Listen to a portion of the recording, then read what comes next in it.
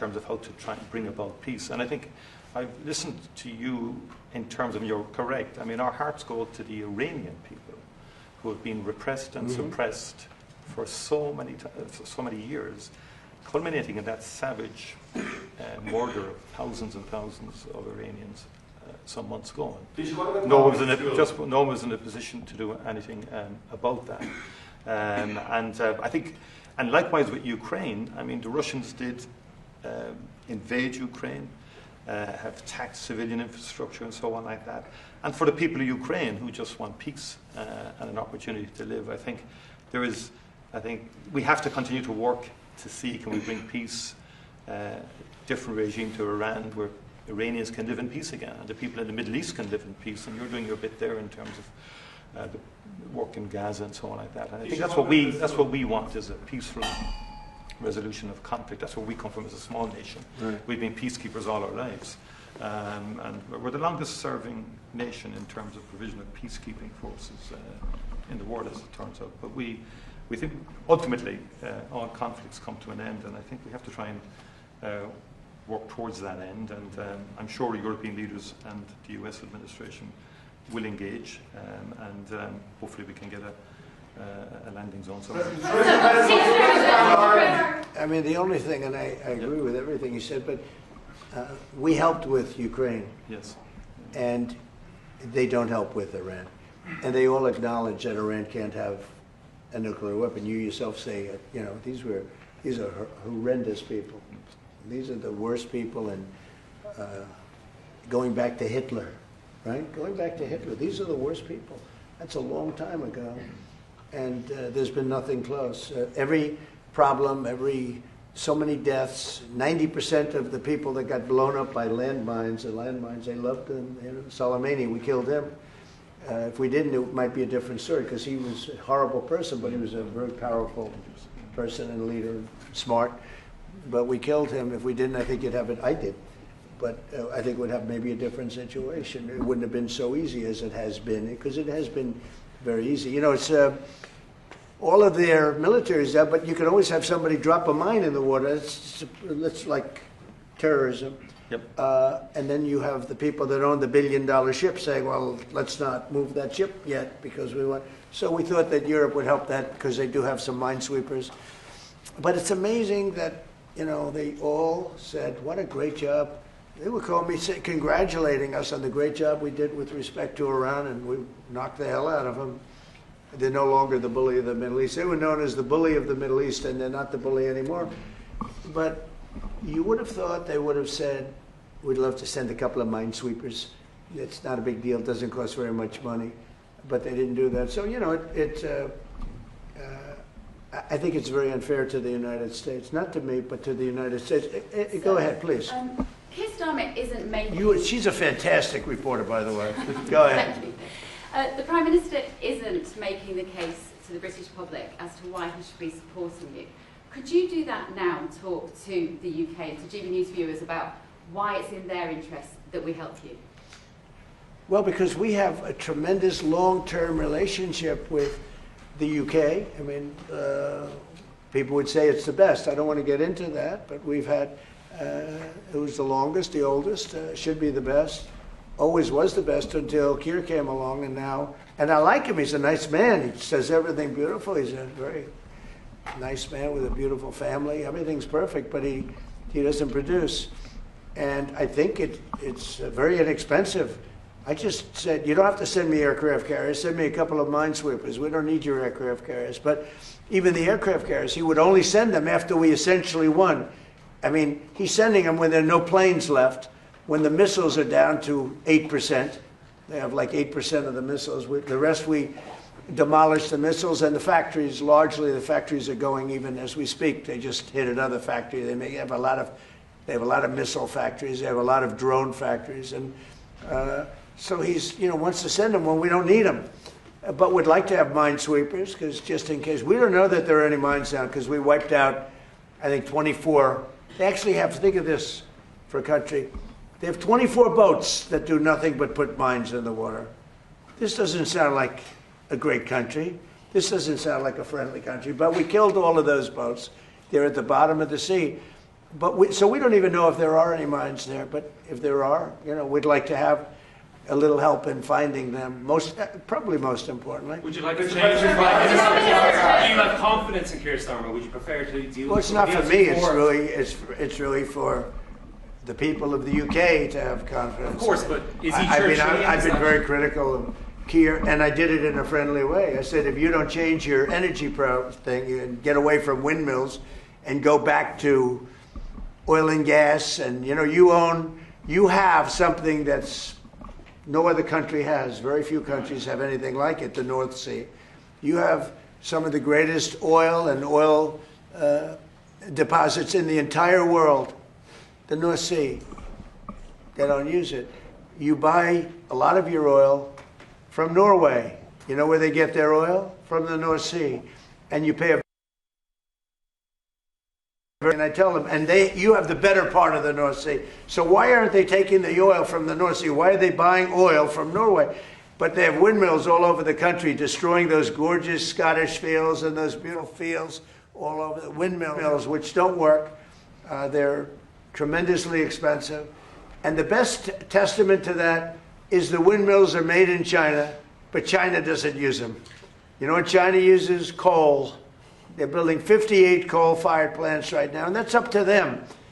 But these foolish countries that are buying windmills, putting them out of business, I'm proudly telling you that we're going to try and have no windmills built in the United States during my... They're very bad. They're very bad environmentally. They kill the birds. They're unsightly. They make a lot of noise. And for some reason, the environmentalists love windmills, okay? You say Keir Starmer is a very nice man. Mr. President, you say he's a very nice man. I think he's a nice man. I think he's a nice man, but I disagree with him on two things, primarily. His immigration policy is a disaster, and his energy policy is a disaster. And they're about the biggest policies you can have. You've allowed millions and millions and millions of people to come into your country that shouldn't be there. And by the way, that's all over Europe. Europe is a different place. It's a different place. And I originate, to put it nicely, many of us do, from Europe. I love Europe. I've spent a lot of time in Europe. It's a different place. Bad things have happened to Europe. Very bad things. And you better do something about immigration, and you better do something about energy, or you won't have a Europe. Mr. President, what's your time frame, Mr. President, for when cargo ships can safely go through the Strait of Hormuz? It won't be, I don't believe, too long. We're knocking the hell out of the coast. It's basically the coast and the water, and it won't be too long. And the Middle Eastern states, including Israel, by the way, who has been terrific, the Middle Eastern states have been helping us a lot. Go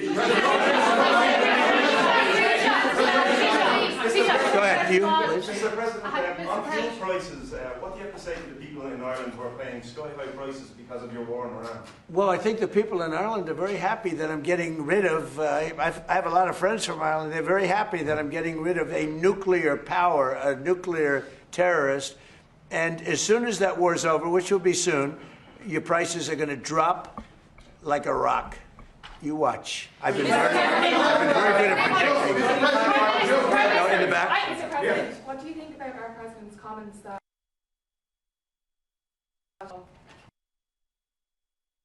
What do you think about our President's comments? Can you speak? You're speaking right into your phone.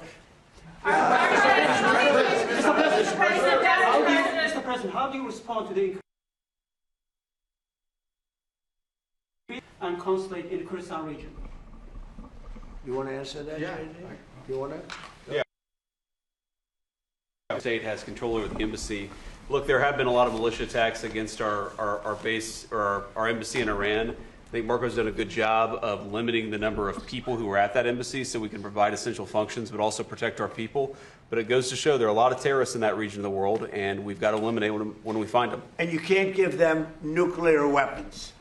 You can give them rifles, you can give them guns, you can't give them nuclear weapons. I think we agree very strongly on that. Please. Yes, excuse me. Just first of all, I would say Europe is still a very good place to live in. Good. Just to let you know. I'm glad to hear that. And And our view is you have to have robust and fair rules around migration. But on the other hand, a lot of people, within the European Union, we have free mobility of people. And in Ireland, our population is growing, but in a very positive way. Our economy is going well because we're attracting a lot of people from Europe and beyond into work, legally and validly in our country. In fact, I'd love if we could develop a legal pathway between the US and Ireland into the future because of our history and so on like that, that we could have a legal pathway, because no one is in favour of illegal migration and so forth, so you have to have robust rules for that. But fundamentally, I think sometimes Europe gets characterised wrongly in terms of it being overrun or whatever like that. It's much more robust now. It's much more stronger mechanism in place to facilitate legal migration. I think it's important that understanding is there. We need more economic growth in Europe. It doesn't have the same focus on innovation as you do here in the US. We discussed that earlier with the Vice President in terms of technology, in terms of AI. We need to pivot more to innovation as opposed to regulation. I think investing in people, and that's the key to, I think, our collective future. But we do learn lessons. Mr. Prime Minister, Mr. President, the Irish President has said that your war against Iran is illegal. It's an attack on international law. Who said that? The Irish President. Look,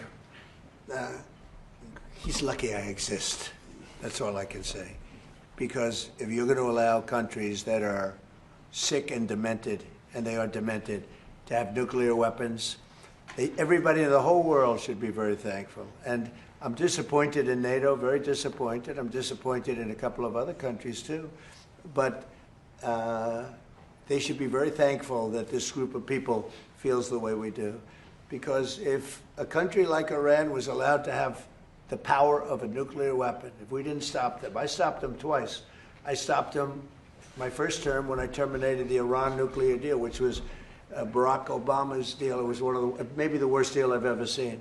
It gave everything to Iran, including billions of dollars in green cash. I don't mean cash, I mean green cash flown over by airplanes.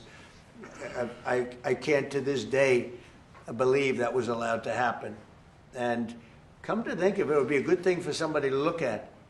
Does the president have the power to hand hundreds of millions of dollars of cash to terrorists?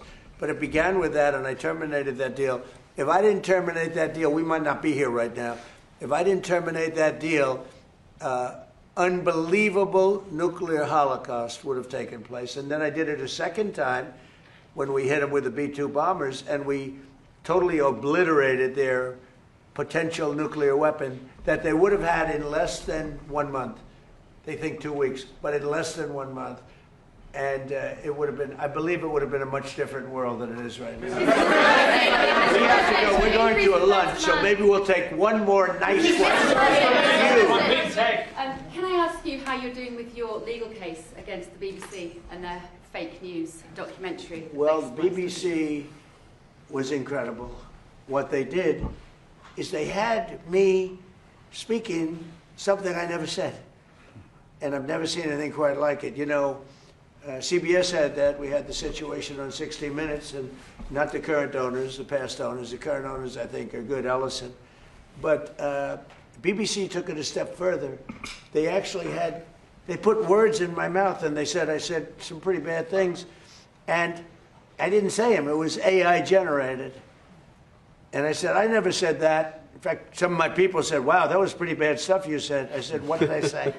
You know, I'm pretty good at this stuff. I mean, if you can go through years of these press conferences and you're a popular president of the United States that won in a landslide, that won all 7 swing states, that got record numbers of votes, I mean, so I guess I'm okay at this stuff. I said, I never said that. And then we found out it was AI generated. And they admit they made a mistake. BBC. But I watched them this morning for some crazy reason, and it was so inaccurate. Their reporting of the war was unbelievable. We have decimated that country. And if you watch BBC, it's almost like they're fighting us to a draw. They're not fighting us to a draw.